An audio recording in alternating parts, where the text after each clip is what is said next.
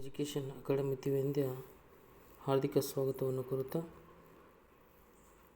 ಈ ವಿಡಿಯೋದಲ್ಲಿ ಇಂದು ನಡೆದಿರ್ತಕ್ಕಂಥ ಕೆಸೆಟ್ ಪರೀಕ್ಷೆಯ ಸಾಮಾನ್ಯ ಜ್ಞಾನ ಸಂಬಂಧಪಟ್ಟಂತೆ ಪತ್ರಿಕೆಯ ಒಂದು ಕೀ ಆನ್ಸರನ್ನು ಹೇಳ್ತಾ ಇದ್ದೀನಿ. ಮೋರ್ ದೆನ್ 90% ಸರಿಯಾಗಿರ್ತಕ್ಕಂಥ ಉತ್ತರಗಳೇ ಆಗಿರ್ತವೆ. ಈಗ ಮೊದಲನೇ ಪ್ರಶ್ನೆಯನ್ನು ನೋಡ್ತಾ ಬರೋಣ.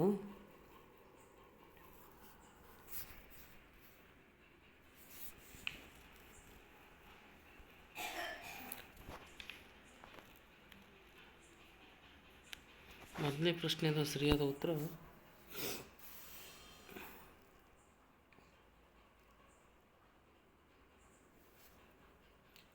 ಡಿ. ಸರಿಯಾದ ಉತ್ತರ ಡಿ.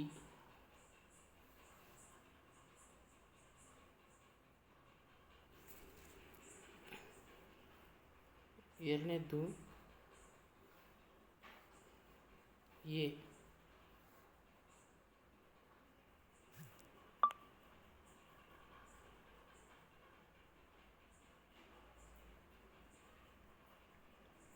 ಮೂರನೇ ಪ್ರಶ್ನೆ ಉತ್ತರವನ್ನು ನೋಡೋಣ. ಮೂರನೇ ಪ್ರಶ್ನೆಗೆ ಉತ್ತರ ಸಿ. 1 ಮತ್ತು 3 ಮಾತ್ರ ಸರಿಯಾಗಿರ್ತಕ್ಕಂಥದ್ದು. ಇನ್ನು ನಾಲ್ಕನೇ ಪ್ರಶ್ನೆಗೆ ಸರಿಯಾದ ಉತ್ತರ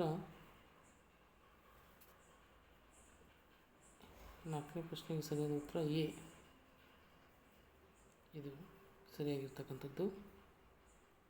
ಇನ್ನು ಐದನೇ ಪ್ರಶ್ನೆಗೆ ಸರಿಯಾದ ಉತ್ತರ ಇದು ತಪ್ಪಾಗಿರ್ತಕ್ಕಂಥದ್ದು. ಇದು Indian Institute of Forest Management ಕಲ್ಕತ್ತಾದಲ್ಲಿಲ್ಲ, ಇದು ಭೋಪಾಲದಲ್ಲಿ ಇರ್ತಕ್ಕಂಥದ್ದು.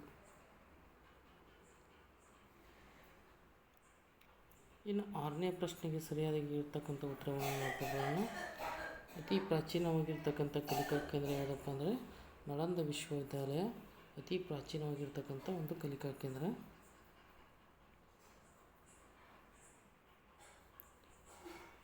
ಇನ್ನು ಭಾರತದಲ್ಲಿ ಪೌರತ್ವ ಅಂತಕ್ಕಂಥದ್ದು ಇದಕ್ಕೆ ಸರಿಯಾದ ಉತ್ತರ ಯಾವುದಪ್ಪ ಅಂದರೆ ಸಿ. ಏನಪ್ಪ ಅಂದರೆ ಸರಿಯಾಗಿರ್ತಕ್ಕಂಥ ಉತ್ತರ ಯಾವುದು? ಅಂತರ ಶಿಸ್ತೀಯ ಅಧ್ಯಯನ ಕೇಂದ್ರಗಳನ್ನು ಉತ್ತೇಜಿಸುತ್ತದೆ ಅಂತಕ್ಕಂಥದ್ದು. ಇನ್ನು ಡಿ. 8ನೇ ಪ್ರಶ್ನೆಗೆ ಸರಿಯಾದ ಉತ್ತರ ಯಾವುದಪ್ಪ ಅಂದರೆ ನರ್ಸಿಂಗ್ ಶಾಲೆಗಳು ಅಂತ. ಯಾವುದು? ನರ್ಸಿಂಗ್ ಶಾಲೆಗಳು ಏನಪ್ಪ ಅಂದರೆ ಇದು 8ನೇ ಪ್ರಶ್ನೆಗೆ ಸರಿಯಾಗಿರ್ತಕ್ಕಂಥ ಉತ್ತರ. ಇನ್ನು 9ನೇ ಪ್ರಶ್ನೆಗೆ ಸರಿಯಾದ ಉತ್ತರ ಮೇಟಾ ವಿಶ್ವವಿದ್ಯಾಲಯಗಳು ಏನಪ್ಪ ಅಂದರೆ ಸರಿಯಾಗಿರ್ತಕ್ಕಂಥ ಉತ್ತರ.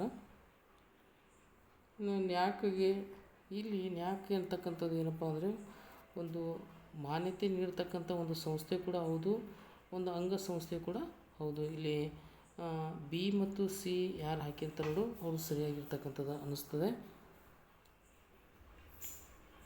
ಇನ್ನು 11ನೇ ಪ್ರಶ್ನೆಗೆ ಒಂದು ಸರಿಯಾಗಿರ್ತಕ್ಕಂಥ ಉತ್ತರವನ್ನು ನೋಡ್ತಾ ಬರೋಣ.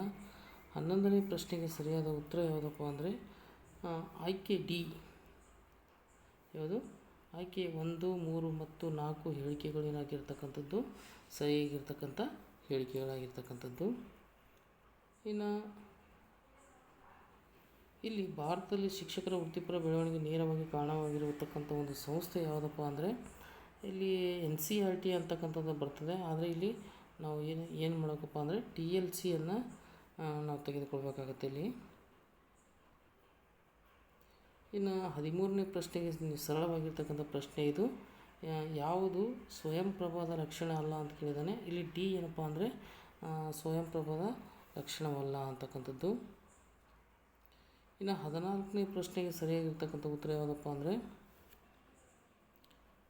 ಪ್ರತಿಫಲಿತ ಬೋಧನೆ. ಯಾವುದು? ಪ್ರತಿಫಲಿತ ಬೋಧನೆ ಏನಪ್ಪ ಅಂದರೆ ಇದು ಸರಿಯಾಗಿರ್ತಕ್ಕಂಥ ಲಕ್ಷಣ ಅಲ್ಲ ಅಂತಕ್ಕಂಥದ್ದು.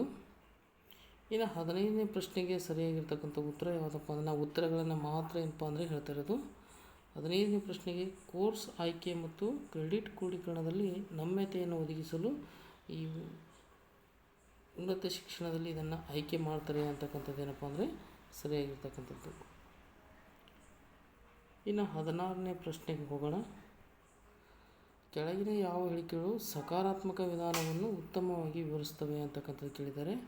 ಇಲ್ಲಿ ಯಾವ ಹೇಳಿಕೆಯಪ್ಪ ಅಂದರೆ ಆಯ್ಕೆ ಸಿ ಸಕಾರಾತ್ಮಕವಾದದ್ದು ಗುಣಾತ್ಮಕ ಮತ್ತು ಸಂಶೋಧನಾ ವಿಧಾನಗಳ ಬಳಕೆಯನ್ನು ಒತ್ತಿ ಹೇಳ್ತದೆ ಅಂತಕ್ಕಂಥದ್ದು ಏನಪ್ಪ ಅಂದರೆ ಸರಿಯಾಗಿರ್ತಕ್ಕಂಥದ್ದು.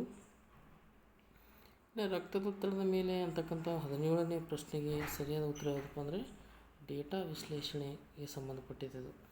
ಯಾವುದಕ್ಕೆ? ಡೇಟಾ ವಿಶ್ಲೇಷಣೆಗೆ ಸಂಬಂಧಪಟ್ಟಿರ್ತಕ್ಕಂಥದ್ದು.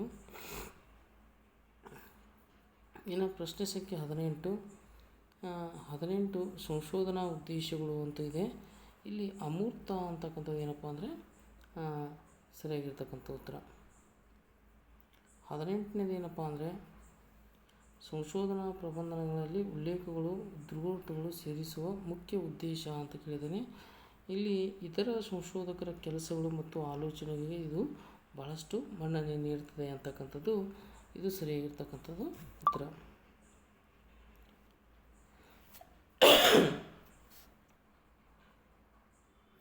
ಇನ್ನು 20ನೇ ಒಂದು ಪ್ರಶ್ನೆಗೆ ಸರಿಯಾಗಿರ್ತಕ್ಕಂಥ ಉತ್ತರ ಯಾವುದಪ್ಪ ಅಂದರೆ ಸ್ವಯಂಚಾಲಿತ ವಿಶ್ಲೇಷಣೆಗಾಗಿ ಸುಧಾರಿತ ಸಂಖ್ಯಾಶಾಸ್ತ್ರೀಯ ಸಾಫ್ಟ್ವೇರ್ಗಳ ಮೂಲಕ ಒದಗಿಸುವುದು ಏನಪ್ಪ ಅಂದರೆ 20ನೇದು ಬಿ ಆಯ್ಕೆಯಾಗಿರ್ತಕ್ಕಂಥದ್ದು ಸರಿಯಾಗಿರ್ತಕ್ಕಂಥದ್ದು. ಇನ್ನು ಇದನ್ನು ಪ್ಯಾರಾಗ್ರಾಫನ್ನು ಓದ್ಕೊಂಡು ಅಲ್ಲಿ ಬಂದಿರತಕ್ಕಂಥ ಪ್ರಶ್ನೆಗಳನ್ನು ನಾವು ಉತ್ತರಿಸ್ತಾ ಬಂದಾಗ ಇಲ್ಲಿ ಸರಿಯಾಗಿರ್ತಕ್ಕಂಥ ಉತ್ತರಗಳು ಯಾವುದಪ್ಪ ಅಂದರೆ 21ನೇ ಪ್ರಶ್ನೆಗೆ ಸರಿಯಾಗಿರ್ತಕ್ಕಂಥ ಉತ್ತರ ಇಂಗ್ಲೀಷ್ ಸಾಹಿತ್ಯ ಅಂತಕ್ಕಂಥದ್ದು ಏನಪ್ಪ ಅಂದರೆ 21ನೇ ಪ್ರಶ್ನೆಗೆ ಇಂಗ್ಲೀಷ್ ಸಾಹಿತ್ಯ, 22ನೇ ಪ್ರಶ್ನೆಗೆ ವೈವಿಧ್ಯತೆ, 23ನೇ ಪ್ರಶ್ನೆಗೆ ಹಿಂತಿರುಗಿ ಹೋಗಲು ಬಯಸಿರ್ತಕ್ಕಂಥದ್ದು.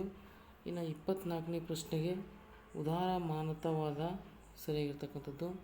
ಇನ್ನು 25ನೇ ಪ್ರಶ್ನೆಗೆ ಯಾವುದಪ್ಪ ಅಂದರೆ ಏಕೆಂದರೆ ಅವರ ಭಾಷಣಗಳು ರಾಷ್ಟ್ರೀಯ ಗಡಿಗಳನ್ನು ಮೀರಿ ಪ್ರಸ್ತುತಪಡಿಸ್ತವೆ ಅಂತಕ್ಕಂಥದ್ದು ಏನಪ್ಪ ಅಂದರೆ ಇದು ಏನಪ್ಪ ಅಂದರೆ ಸರಿಯಾಗಿರ್ತಕ್ಕಂಥದ್ದು 25ನೇ ಪ್ರಶ್ನೆಗೆ. ಇನ್ನು 26ನೇ ಪ್ರಶ್ನೆಗೆ ನಾವು ಬಂದರೆ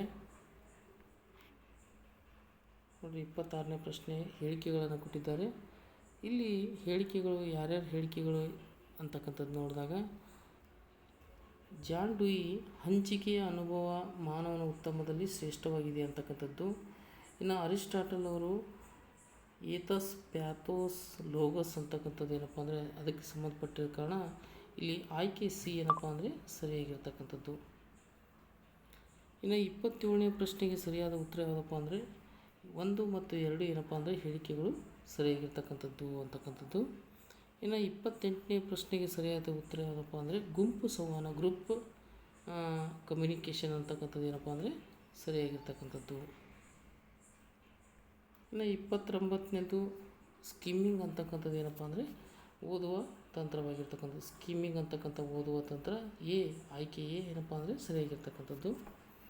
ಇನ್ನು 30ನೇ ಪ್ರಶ್ನೆಗೆ ಸರಿಯಾದ ಉತ್ತರ ಯಾವುದಪ್ಪ ಅಂದರೆ ತಪ್ಪು 6 ಸರಿಯಾಗಿದೆ ಅಂತಕ್ಕಂಥದ್ದು.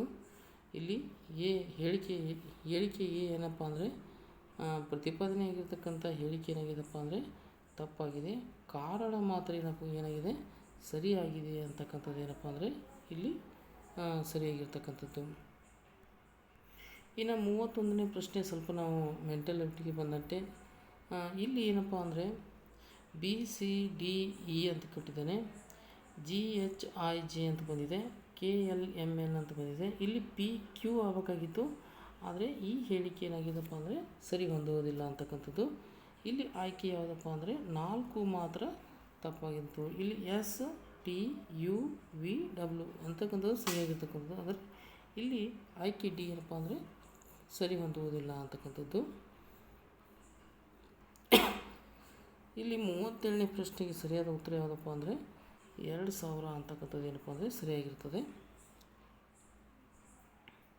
ಇನ್ನು 33ನೇ ಪ್ರಶ್ನೆಗೆ ಸರಿಯಾಗಿರ್ತಕ್ಕಂಥ ಉತ್ತರ ಯಾವುದಪ್ಪ ಅಂದರೆ ಆಯ್ಕೆ 2 ಏನಪ್ಪ ಅಂದರೆ ಸರಿಯಾಗಿರ್ತಕ್ಕಂಥದ್ದು.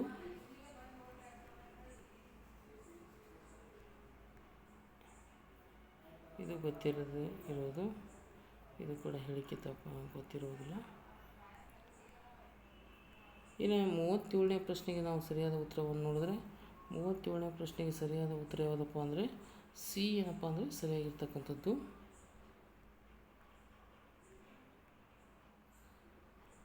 ಇನ್ನು 39ನೇ ಪ್ರಶ್ನೆ ನಾನು ಗೊತ್ತಿದ್ರ ಪ್ರಕಾರ 39ನೇ ಪ್ರಶ್ನೆ ಆಯ್ಕೆ B10 ಏನಪ್ಪ ಅಂದರೆ ಸರಿಯಾಗಿರ್ತಕ್ಕಂಥದ್ದು.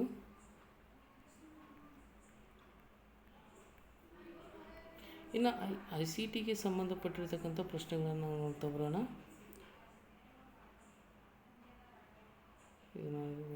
ICT 46ನೇ ಪ್ರಶ್ನೆಯನ್ನು ನಾನು ನೋಡ್ತಾ ಬರೋಣ. ಇಲ್ಲಿ ಈ ಕೆಳಗಿನ IP ವಿಳಾಸ ಹಂಚಿಕೆ ಮಾಡ್ತಕ್ಕಂಥದ್ದು ಯಾವುದಪ್ಪ ಅಂದರೆ internet corporation of name of and numbers ಅಂತಕ್ಕಂಥದ್ದು ಏನಪ್ಪ ಅಂದರೆ ಸರಿಯಾಗಿರ್ತಕ್ಕಂಥದ್ದು. ಇನ್ನು 47ನೇದು ಏನಪ್ಪ ಅಂದರೆ ಇಲ್ಲಿ ಇಂಟರ್ನೆಟ್ ಅಂತಕ್ಕಂಥದ್ದು local area network, internet, extranet, earthnet ಅಂತಕ್ಕಂಥ ಕೊಟ್ಟಿದ್ದಾರೆ. ಇಲ್ಲಿ 47 ಸರಿಯಾದ ಉತ್ತರ ಯಾವುದಪ್ಪ ಅಂದರೆ A3 B1 C4 D2 ಅಂತಕ್ಕಂಥದ್ದು ಏನಪ್ಪ ಅಂದರೆ ಸರಿಯಾಗಿರ್ತಕ್ಕಂಥದ್ದು.